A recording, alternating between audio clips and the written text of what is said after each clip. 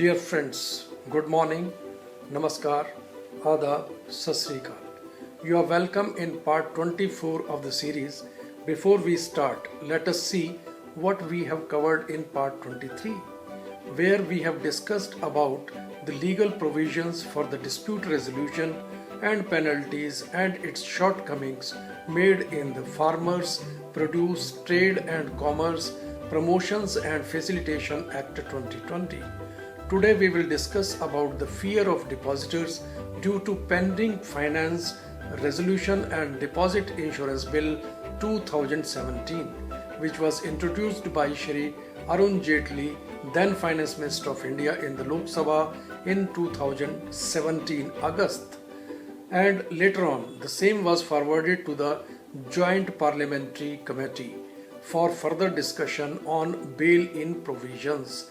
I saw on WhatsApp so many messages related to fear about the loss of deposits. Then I have started research work which includes G7 summit, G20 summit proceedings, RBI and Rajya Sabha domain, the information available for general public.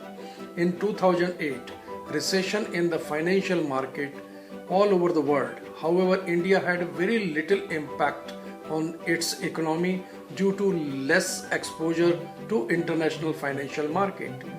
You must have heard at that time private financial institutions in USA known as Lehman Brothers failed to pay to its depositors and other liabilities about $3 billion.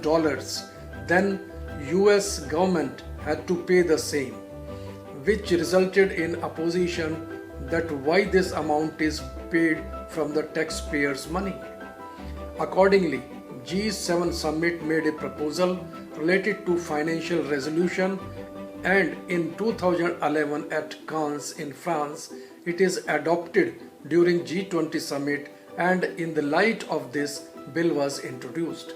Now we will talk about the Indian financial system and fate of depositors. It was in 1960 that the failure of Lakshmi Bank and the subsequent failure of the Palai Central Bank catalyzed the introduction of deposit insurance in India.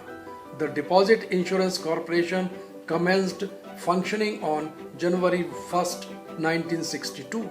So India became the second country after USA in 1933. It is a subsidiary of RBI, and initial guarantee provided were rupees 1 lakh, but it was never paid because such a situation never arose. Now this limit is increased to rupees 5 lakh. Now we will discuss the guarantee and regulatory provisions available in India. DICGC guarantee is up to rupees 5 lakh to be reimbursed to the banks and financial institutions against deposits and credits of the bank in case of failure. CGTMSC guarantee up to rupees 2 crore.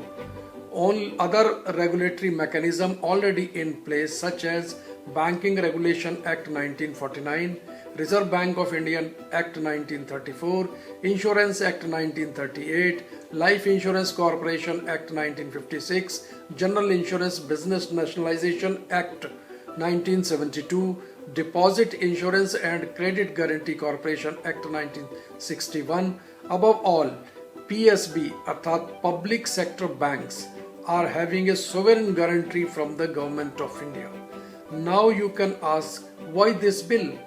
In summary, I can inform you that when Yes Bank episode to protect the customer, it was taken over by SBI. So the question, why SBI should take the burden on without any fault of it? Here the main purpose behind it, the Insolvency Bankruptcy Code came in 2016.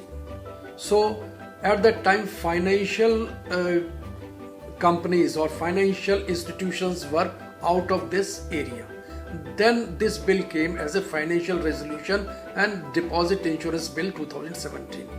Basically, this bill is to regulate the NBFCs, the private banks and the foreign banks, where depositors are depositing their money to get higher rate of interest, dividend, bonus and other facilities.